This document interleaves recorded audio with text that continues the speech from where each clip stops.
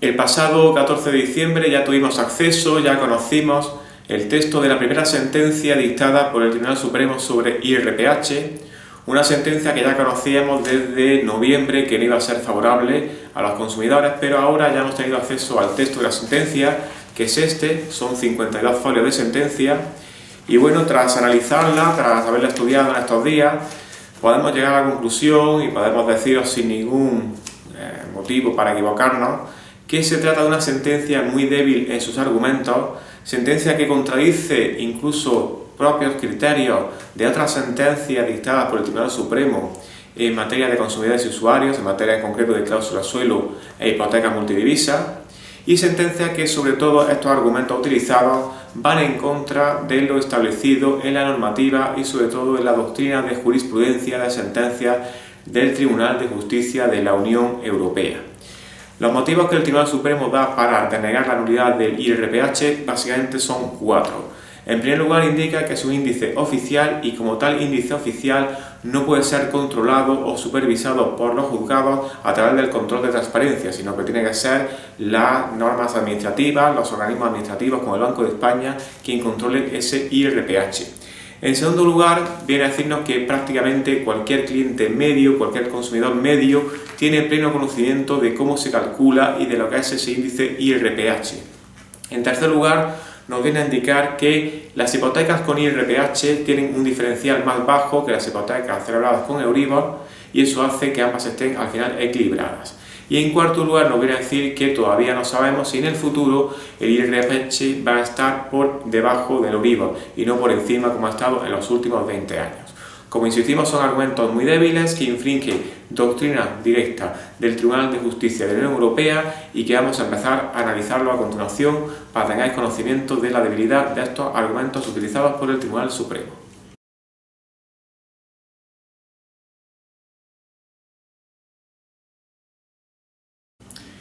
El primer motivo que nos dice el Tribunal Supremo para no anular el IRPH es que dice que es un índice oficial que se publica en el BOE periódicamente y que como índice oficial no puede ser objeto del control de transparencia y el control del mismo corresponde al Banco de España. Para ello se basa en lo que dice el artículo 1.2 de la Directiva 93/12 de la Unión Europea, que es una directiva que regula todo el tema de protección de consumidores entre consumidores y empresarios, entre consumidores y bancos, y en efecto esa directiva 1.2 indica que la directiva no se aplica en aquellos casos que haya cláusulas en los contratos que vengan dispuestos por una disposición legal imperativa. En base a esto, el Tribunal Supremo deduce que el IRPH es de aplicado cumplimiento de manera obligatoria en las hipotecas y por lo tanto los jueces no deben entrar en valorar, en controlar mediante ese control de transparencia la nulidad o no del IRPH, es decir, si los bancos dieron la suficiente información en el momento de la firma al cliente para saber lo que estaba firmando y las consecuencias económicas de lo que firmaba en su hipoteca. Pues bien, el primer motivo cae por su propio peso porque todos sabemos que el IRPH no es el único índice oficial existente en las hipotecas. Tenemos el Euribor, tenemos el MIBOR, tenemos el CECA, tenemos una serie de índices que hacen que el IRPH no sea el único índice al cual al banco tenía que acudir para poder aplicarlo en la hipoteca. Por lo tanto, la excepción del artículo 1.2, que es a la que se agarra el Tribunal Supremo, ya carece de virtualidad, carece de aplicación porque ese artículo no habla siempre y cuando sea una norma imperativa. Y aquí no estamos ante una norma imperativa porque el banco podría haber aplicado el IRPH, pero podría haber aplicado el Euribor, podría haber aplicado el MIBOR o cualquier otro índice oficial. Por tanto, no es una norma de obligado cumplimiento. Este argumento también choca con lo que establece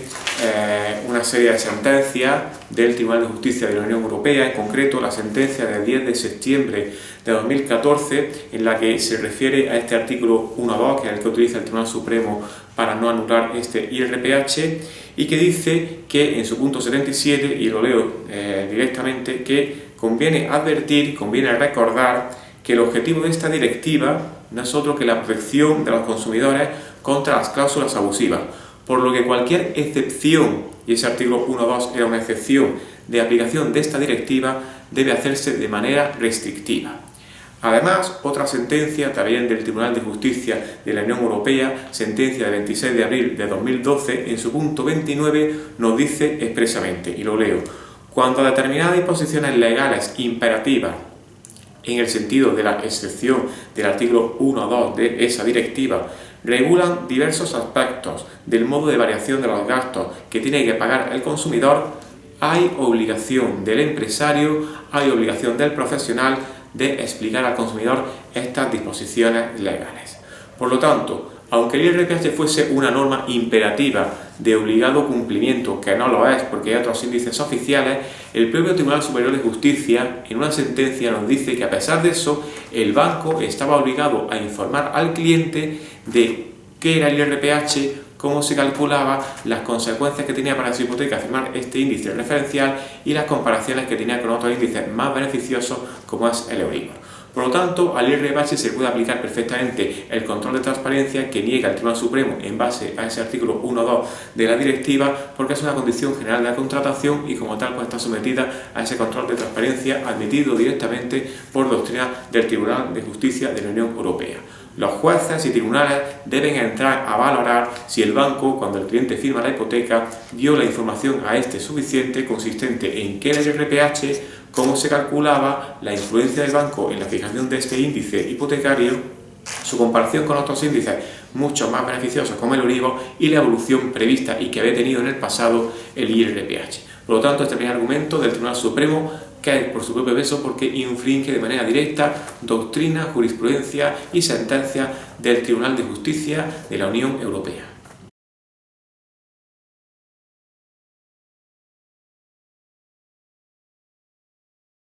El segundo motivo que alega el Tribunal Supremo para no anular el IRPH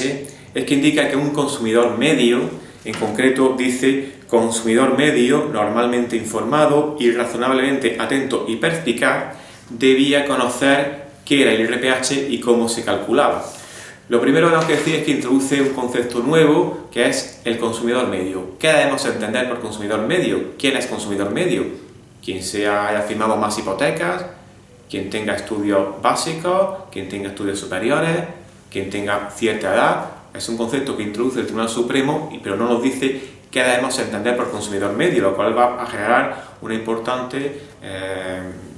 problema jurídico en los juzgados, una gran inseguridad jurídica, porque no vamos a saber, o cada juzgado va a tener que analizar caso por caso si una persona determinada se puede considerar consumidor medio o no, porque el Tribunal Supremo no nos lo indica. Pero en concreto ese motivo lo que nos voy a decir es que cualquier persona con conocimientos medios sabía perfectamente lo que era el IRPH y cómo se calculaba. Bueno, nosotros, nuestros abogados que nos dedicamos a esto, nos ha costado saber la fórmula matemática del IRPH y interpretarla y saber cómo se calcula ese IRPH y cómo se aplica el tipo de interés a los clientes cuando se aplica ese índice hipotecario. Por lo tanto, pensar que cualquier persona con conocimiento, aunque sean medios, está habilitada para tener este conocimiento de ese IRPH, entendemos que es alejarse completamente de la realidad y no estar a la orden de lo que está sucediendo hoy en día con los préstamos hipotecarios entre bancos y consumidores. Por tanto, dicho motivo débil, carente de argumento ninguno, nos deja un concepto totalmente vago, impreciso y por lo tanto entendemos que un motivo que tampoco sirve para justificar la nulidad de ese IRPH que ha decretado el Tribunal Supremo.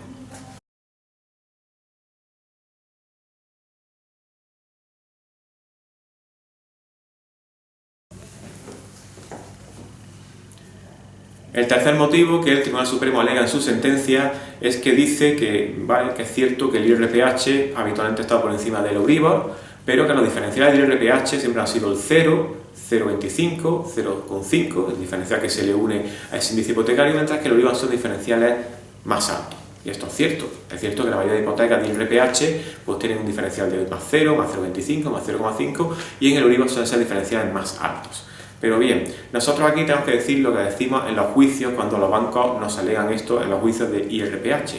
Y es que precisamente ese 0%, ese más 0,25, ese más 0,5 de diferencial, es el señuelo que los bancos han utilizado con los clientes para firmar la hipoteca, no ya hipoteca con IRPH, sino para que los clientes no se preocupasen cuando firmaban sus hipotecas de qué era el IRPH y a qué porcentaje estaba, porque el banco no me explicaba nada. Yo me quedo directamente porque estoy firmando un índice hipotecario oficial que presumo que viene controlado por el Banco de España y el diferencial es más 0. Por lo tanto, un cliente que firma un IRPH más 0 va a pagar más que el que firma un Euribor más 2, porque el Euribor actualmente está en negativo y la negativo supone que pagará menos de un 2%. Sin embargo, el IRPH está actualmente en un 2% y pagará más esa persona con el IRPH con Euribor. Esto no lo explican los bancos, utilizan el señuelo de ese porcentaje para distraer, para llamar la atención del cliente, del consumidor a la hora de la firma de la hipoteca. El consumidor con lo que se queda es con ese porcentaje sin averiguar y sin preocuparse de averiguar qué era ese IRPH y en qué porcentaje estaba, obligación que incumbía al banco al ser un profesional y estar contratando con un consumidor. Por lo tanto, ese es el motivo que establece el Tribunal Supremo de carece de sentido y entendemos que no es válido para que no se declare la nulidad del IRPH.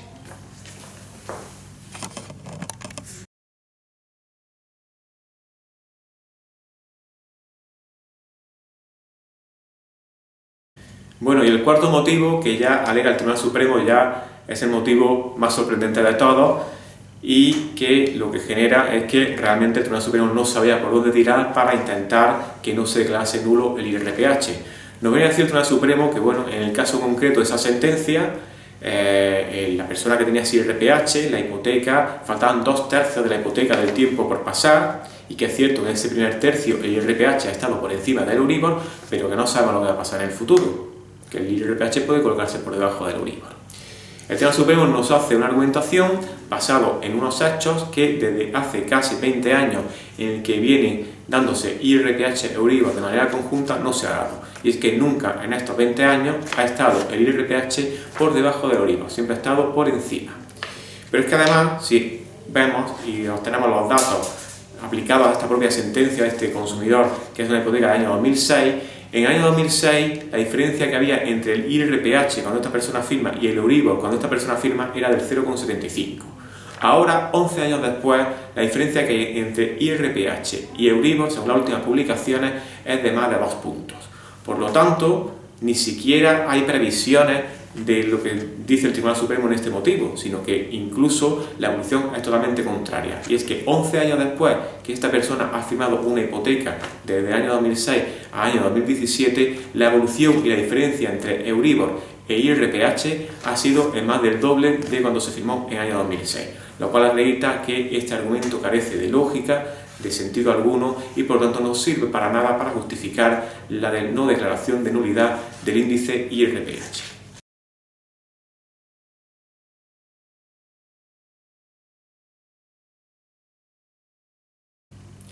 La debilidad de los argumentos de esta sentencia ha quedado puesto de manifiesto con el hecho de que ni siquiera los propios magistrados del Tribunal Supremo se pusieron de acuerdo sobre si había que declarar o no la nulidad del IRPH, porque hubo hasta 2 magistrados que emitieron un voto discrepante respecto a sus compañeros, considerando que el IRPH infringía normativa en materia de consumidores y usuarios y por lo tanto debía haber sido declarado nulo por falta de información al consumidor. Por lo tanto, es un tema que todavía va a dar mucho que hablar y un tema que ni mucho menos está perdido para los consumidores y usuarios, porque es un tema que infringe normativa en materia de consumidores y usuarios. Esta cuestión estamos convencidos de que va a terminar con el dictado de una nueva sentencia por parte del Tribunal de Justicia de la Unión Europea, que va a rectificar esta del Tribunal Supremo, como ya lo hizo el año pasado con la sentencia de cláusula suelo. Recordamos que el Tribunal Supremo tenía el criterio de que la cláusula suelo solamente se debería devolver desde mayo de 2013 hacia adelante. Pues bien, hace justamente un año, el 21 de diciembre de 2016, el Tribunal de Justicia de la Unión Europea le rectificó y dijo que de eso nada, que en caso de declararse nula una cláusula suelo, el cliente tenía derecho a que se le devolviese, a recuperar todo el dinero y no solamente desde mayo de 2013, que es lo que decía el Supremo. Pues bien, esto entendemos que va a suceder lo mismo en esta materia de IRPH y en el futuro se va a dar una sentencia por parte de Europa rectificando el criterio del Tribunal Supremo. Nosotros, porque estamos convencidos de que esta sentencia utiliza unos argumentos que infringen la normativa europea y porque estamos conformes con el criterio de estos 2 magistrados del propio Tribunal Supremo a favor de la nulidad del IRPH, vamos a seguir adelante con todos los procedimientos que tenemos puestos en materia de IRPH por nuestros clientes. Vamos a interponer nuevos procedimientos después de este parón, esperando los motivos, los argumentos de esta sentencia y de haber analizado, decidimos seguir adelante porque entendemos que hay motivos y argumentos más que suficientes para que los juzgados sigan dictando la nulidad del IRPH tal y como han venido haciéndolo hasta ahora, sin que esta sentencia del Tribunal Supremo pueda influir, porque ante el Tribunal Supremo y prevalencia tiene la doctrina y jurisprudencia del Tribunal de Justicia de la Unión Europea. Y esta sentencia y estos argumentos infringen dicha jurisprudencia, dicha doctrina. Hemos habilitado un correo electrónico, en concreto para las reclamaciones en materia de IRPH, que es consultas, en plural, consultas@elabogadoencasa.com, donde podéis hacernos llegar vuestras consultas en materia de IRPH, podéis hacernos llegar vuestra documentación para que un abogado especialista de nuestro departamento bancario analice vuestra hipoteca y vea si puede ser declarado el IRPH nulo. Aparte del correo electrónico, tenéis habilitado en nuestra página web un formulario específico en materia de IRPH que también podéis rellenar y hacernos llegar documentación. Un abogado especialista analizará vuestra hipoteca y os dará un estudio gratis sin ningún tipo de compromiso, y no solamente mirará la cláusula IRPH, sino que mirará otra serie de cláusulas que seguro tenéis abusivas en vuestra hipoteca y os está aplicando el banco, como son la recuperación de gastos bancarios, notaría, registro, tasación inmobiliaria, gestoría, etcétera, intereses de demora abusivos, comisiones de recobro abusivas, vencimiento anticipado, etcétera, etcétera, etcétera. En toda la demanda se interpone no solamente y se reclama por ese IRPH, sino por el resto de cláusulas abusivas, por lo cual no hay problema alguno en materia de costas procesales, porque en materia de cláusulas abusivas hay sentencias muy claras a favor del consumidor por parte del propio Tribunal Supremo. Una vez que estudiemos el caso, os daremos, si es viable, un presupuesto para llevaros la reclamación judicial sin compromiso alguno. Y ese presupuesto tiene dos características. En primer lugar, el presupuesto irá en función a la cantidad que vosotros sacáis del banco por esa reclamación de IRPH y el resto de gastos hipotecarios. Y en segundo lugar, no tenéis vosotros como clientes que abonar ningún tipo de cantidad alguna hasta que se dicte la sentencia por parte del juzgado. Por lo tanto, no hay que adelantar cantidad alguna. Nosotros interponemos la demanda, comenzamos a trabajar, empezamos a reclamar y esperamos a que salga la sentencia en primera instancia para saber realmente cuál es la cantidad que corresponde de cobro sin que tengáis que abonar ninguna cantidad por adelantado. Por lo tanto, tenéis habilitado el correo electrónico, tenéis habilitada la página web con el formulario, y indicaros por último que esta sentencia del Tribunal Supremo es la primera, que no sabemos si el criterio que utiliza el Tribunal Supremo va a mantenerse en otras sentencias posteriores que se van a dictar en los próximos años, y que estamos totalmente convencidos que ahora en el año 2018, enero, febrero, marzo, cualquier juzgado que esté tratando un tema de IRPH va a plantear una cuestión prejudicial al Tribunal de Justicia de la Unión Europea para que se manifieste en ese sentido, debido a la gran contradicción que hay entre lo que dice el Tribunal Supremo y la normativa europea que se viene aplicando en materia de consumidores y usuarios. Motivo más que suficiente para que nuestras reclamaciones por IRPH sean viables en los juzgados, y así os haremos ver con las demandas que interpongamos en vuestro nombre ante los juzgados y tribunales.